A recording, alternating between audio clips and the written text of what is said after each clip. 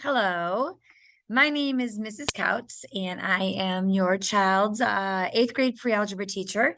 So welcome to eighth grade math. We finally arrived, and it's going to be an exciting year. So yay for eighth grade. And it's kind of like their graduation year, like seniors in high school. So, and I will treat them as such, like young adults embarking on a new adventure. This is my, I'll tell you a little bit about myself. This is my 27th year at Van Hoosen, my 27th year as an educator. My whole entire career has been here at Van Hoosen, and all of it has been in math. I think like the first year I taught English, but that was just so long ago. But I have been the math teacher forever, and I have been the eighth grade regular on level math teacher for well over 10 years. So I know the curriculum. I also tutor many high school kids over at Adams High School, and I tutor like, oh gosh, about 10 kids a week, just to help them with their homework and their tests and quiz prep. So I am very, very, very familiar with the curriculum over there and what they need to know, especially for their freshman year Algebra 1. So far, so good. I'm enjoying your children very much.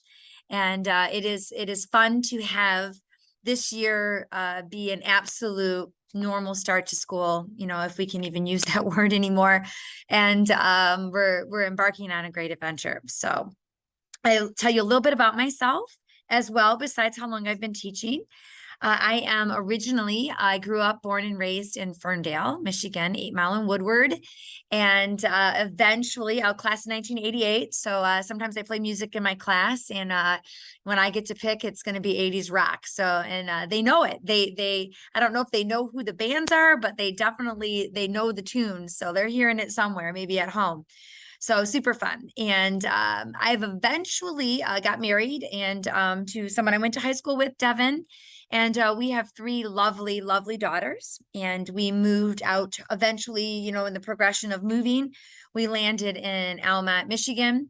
And that is North Michigan. Of course, it's Michigan, right? It is north of Romeo. So I'm at 38 in Van Dyke Mile Road. So very much country. We have a couple of cows, some baby calves, chickens. My girls have raised pigs every couple of years here or so. We get some pigs and 2 dogs, German Shorthair Pointer and a little fat little pug. He's so cute. And we're living the life out there. It's a small town, but small town feel is a lot of fun. So I have 3 daughters. We have 3 daughters, no sons, but we have 3 daughters. Tyler is my oldest. She's 22 years old, and she just graduated this past May. So I have my first college graduate, which is crazy, from Northwood University. It's in Midland, Michigan. And she got her degree in supply chain, and she is looking for a job. And she was also at Northwood University on a golf scholarship. So she was on the women's golf team, so NCAA Division II, and she played golf all 4 years. My daughters fell in love with golf when their father introduced it to them when they were very little. And they became quite good at the golf and got a little bit of money for college scholarships. So that helped pay for college as well. So, and my girls also play basketball, softball, soccer, but golf is the one that they really dominate in. My second daughter is Brandy, and she is almost 20, and she is also at Northwood University. And she is on a golf scholarship as well. So she is her sophomore year there, and she's studying marketing and business analytics. And she is qualifying for tournaments and traveling with NCAA as well for Division II. My baby is Jessie, and she is a junior in high school. She goes to Almont High School. So, junior year, tough year, busy year. She's on the women's golf team, or the girls golf team, I should call it, there, and doing really well for high school and getting ready for basketball. And then her love is soccer. So we're living a very busy life. This is my second year in a row that I only have 1 child at home because the other 2 in college and living the adult life. And it's quite nice. It's quite nice to have just 1 at home. It's been many, many years since I've had just 1. So we're enjoying the time and enjoying our time outside and on our acreage and good stuff. So I always have stories for the kids. A lot of things go wrong with farm animals. They get out of the electric fence.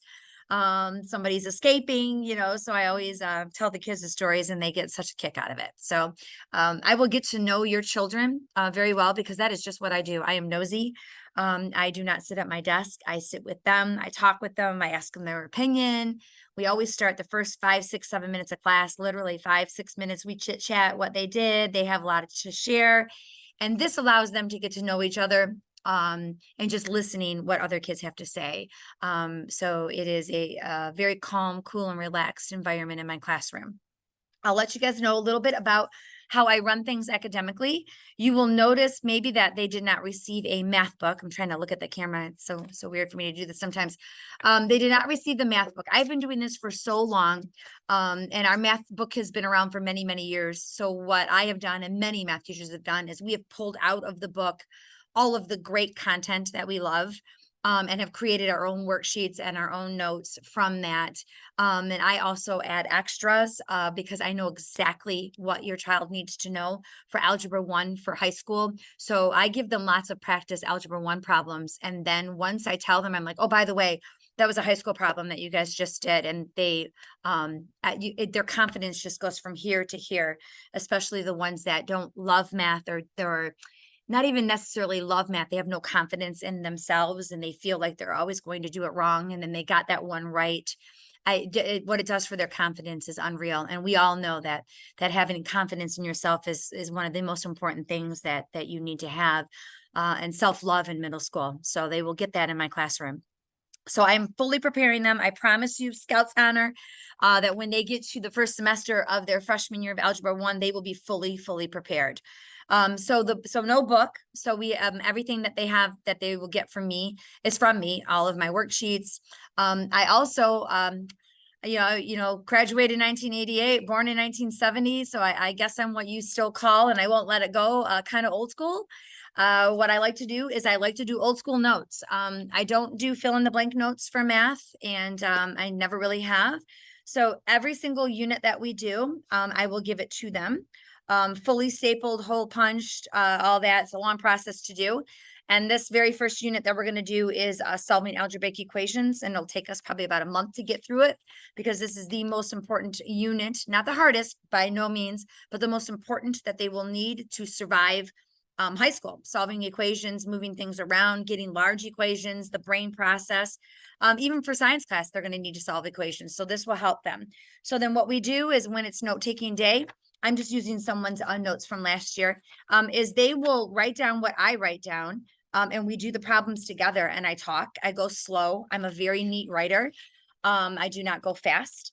And then we just do example upon example upon example. And as we're doing examples, I'm teaching them, talking to them, getting to see their eye contact, seeing if they understand. And you will see, I don't know if it's blurry or not, but we do quite a bit, and it is not overwhelming to them at all. And we go little piece by piece, and they absolutely love it. They will, they really like these types of notes, as opposed to filling in the blanks all the time for math, because the only way to learn math is to do the math, and they have to hear me talk it.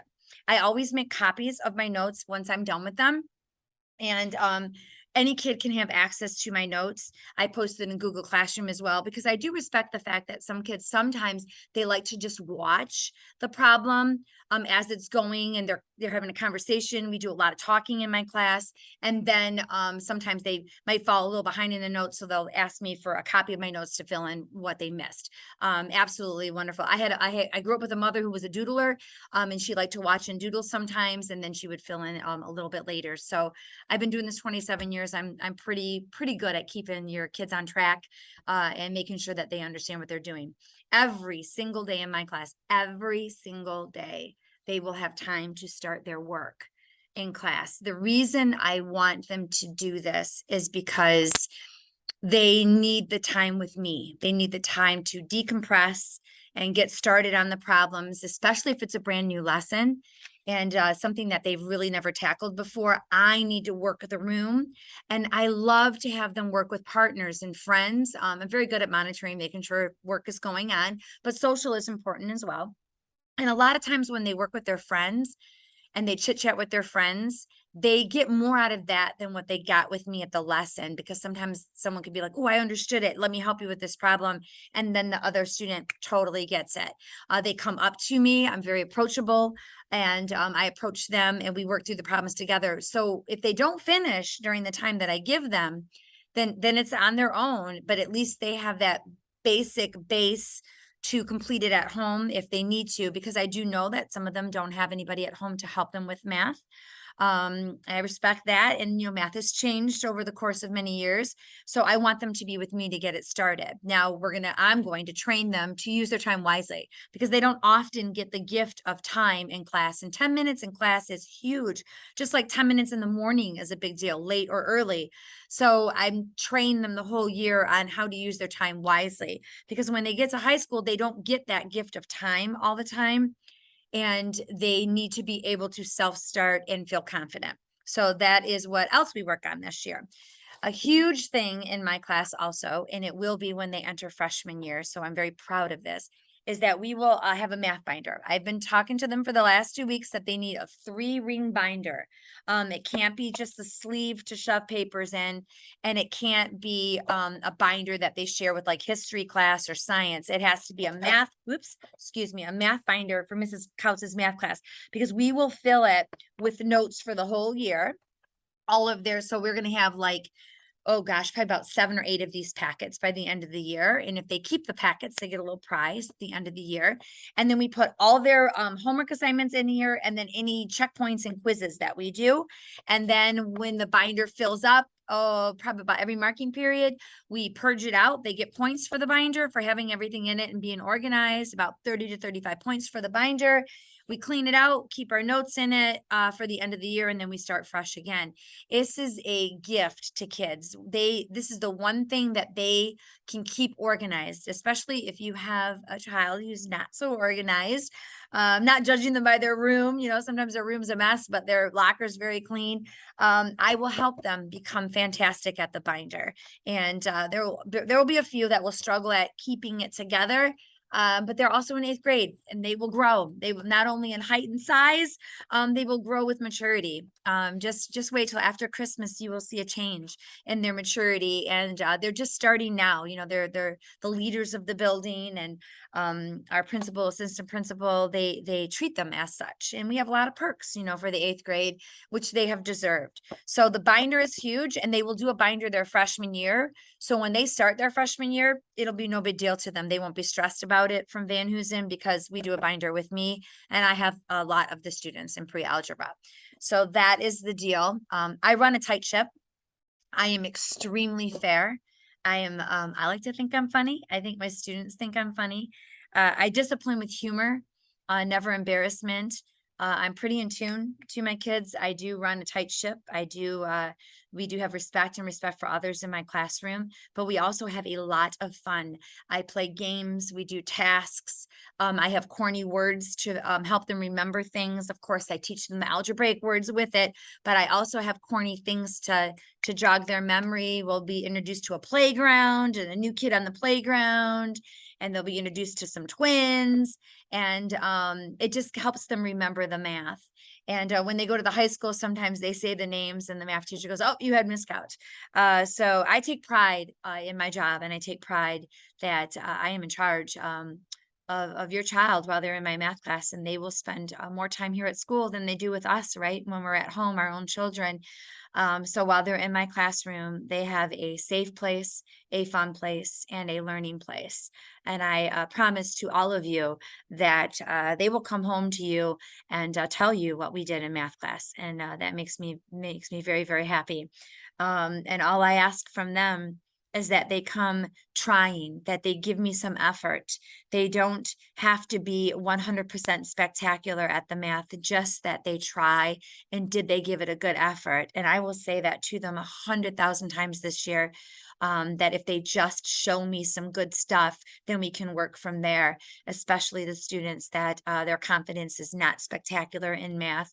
When they walk out of my room, I promise you that their confidence will have at least grown a little bit, if not miles. So that is my promise to you. I am super excited to embark on this year. And hopefully we don't have too many crazy snow ice days, and that we can strive to reach spring and summer, and and that we're here for, I think it's 38 weeks. I counted in my plan book. They like to know that kind of thing. We like to do a countdown. Days is too overwhelming, but weeks is doable. So welcome to Pre-Algebra 8, and I hope you enjoy the ride, because I know I will. Thank you.